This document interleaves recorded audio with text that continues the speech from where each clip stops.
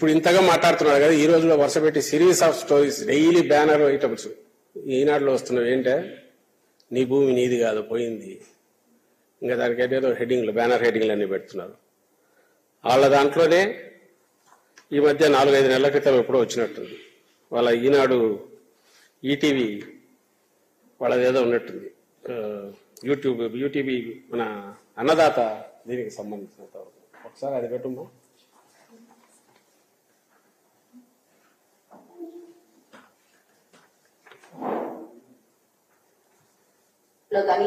భూ యజమానులకు భద్రత కల్పించే టైటిల్ గ్యారంటీ చట్టం భవిష్యత్తులో రాబోతోంది.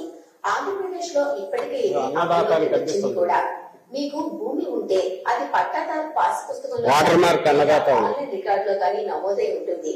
ప్రస్తుత విధానంలో ఒక్కోసారి భూమి ఉన్నా సరైన పాస్ పుస్తకాలు లేక లేదా ఇతర హక్కు పత్రాలు లేక రికార్డులో సరైన వివరాలు నమోదు కానందువల్ల భూ యజమానులు ఇబ్బందులు పడుతున్నారు. కానీ కొత్త చట్టాన్ని అనుసరించే భూమి హక్కుదారులు తమ వివరాలను నమోదు చేయించుకోవాల్సి ఉంటుంది. టైటిల్ రిజిస్టర్ లో ఎవరి పేరుంటే ఆ వ్యక్తినే భూ యజమానిగా పరిగణించి ప్రభుత్వం ఆ భూమికి గ్యారంటీ కల్పిస్తుంది. టైటిల్ గ్యారంటీ చట్టం పూర్తి వివరాల గురించి హైదరాబాద్ కు చెందిన ప్రముఖ భూ చట్టాల నిపుణులు ఎం సునీల్ కుమార్ నుంచి తెలుసుకుందాం. అంతేకాదు ఈ రికార్డులో ఉన్న వివరాలకి గవర్నమెంటే గ్యారంటీ ఇస్తారు. ప్రభుత్వ హామీ ఉంటుంది కాబట్టి ఆ రిజిస్టర్ లో మన పేరు వచ్చిన తర్వాత కూడా ఏదన్నా కష్టం నష్టం కలిగి ఆ భూమి మీద హక్కు కోల్పోవాల్సి వస్తే కనుక ఇన్సూరెన్స్ డబ్బులు వస్తాయి. దాన్ని టైటిల్ ఇన్సూరెన్స్ అంటారు. ఈ రోజున మనం ఒక కారు కొనుక్కున్నప్పుడు ఒక బైక్ కొనుక్కున్నప్పుడు ఇన్సూరెన్స్ చేయిస్తాం. ఆ కారుకో బైక్ మన ప్రమేయం ఉన్నా మన తప్పులా వేసుకున్న ఏదైనా నష్టం జరిగితే ఇన్సూరెన్స్ కంపెనీ వాళ్ళు కొంత డబ్బు చెల్లిస్తారు.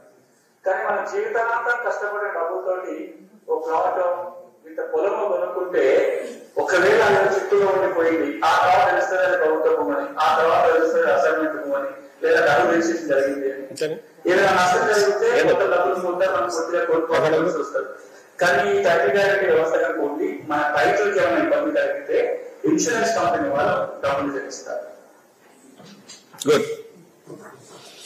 ఎట్లా ఉంది రామాజీరావు మీదే, కానీ బహుశా మాకు దొరికిందని తెలిసినట్టుంది. తీసేసినాడు ఇప్పుడు యూట్యూబ్ నుంచి, ఇప్పుడే తొలగించినాడు. ఎంతసేపు అయింది ఇప్పుడైనా? 20 minutes అయింది. ఉప్పు అందినట్టుంది ఇది వీళ్ళకి దొరికింది వైఎస్ఆర్సీపీ వాళ్ళకని. ఓకే ఇంకా రాదు, డౌన్లోడ్ చేసిన ఇస్తాం. దానికి స్క్రీన్ షాట్ కూడా తీసినట్టున్నారుగా. స్క్రీన్ షాట్ ఉందా? స్క్రీన్ షాట్ ఎక్కడ? ఇదే లింక్. సరే నేను స్క్రీన్ షాట్ తీయమని చెప్పిన. ఓకే సర్లే, మళ్ళీ ఉందిలే, మళ్ళీ పంపిస్తాం, మీకు అందరికీ ఇస్తాం. సో ఇప్పుడు ఏమైంది, వీళ్ళకి తెలిసిన అలవాటు వీళ్ళకి మామూలుగా ఆ రోజు చంద్రబాబు నాయుడు కూడా 600-700 హామీలు ఇచ్చినాడు, ఇట్లా పెడతాడు అట్లా లేపేస్తాడు. ఈ పెద్ద ఆయన ముసలాయనకు రామోజీరావుకు తెలిసి ఇప్పుడు తెలిసినట్టుంది, ఇమ్మీడియట్ తను పీకేసినాడు.